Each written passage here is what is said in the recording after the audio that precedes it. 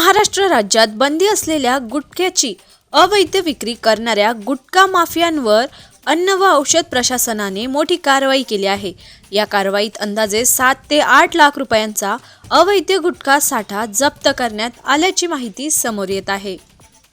Nashik road हद्दीत gel road Shivajinagar परिसरात मोठ्या प्रमाणात अवैध गुटखा साठवणूक व विक्री होत असल्याची खात्रीशीर माहिती मिळाल्यानंतर गुप्तचर विभागाने तात्काळ छापा टाकला। या कारवाईत अंदाजे 7 ते 8 लाख रुपयांचा अवैध गुटखा साठा जप्त करण्यात आला आहे।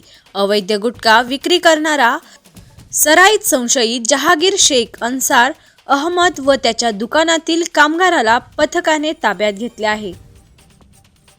अन्न व औषध प्रशासन मंत्री नरहरी झिरवाळ यांनी मोका अंतर्गत कारवाईच्या इशाऱ्यानंतर हा विभाग ॲक्शन मोडवर असल्याचे दिसून आले आहे। संशयित गुटखा कोठून आणत होते आणि कुठे विकत होते याचा अधिक तपास नाशिक रोड पोलीस करत आहेत। आरबी न्यूजसाठी मलिक शेख, मोखाडा।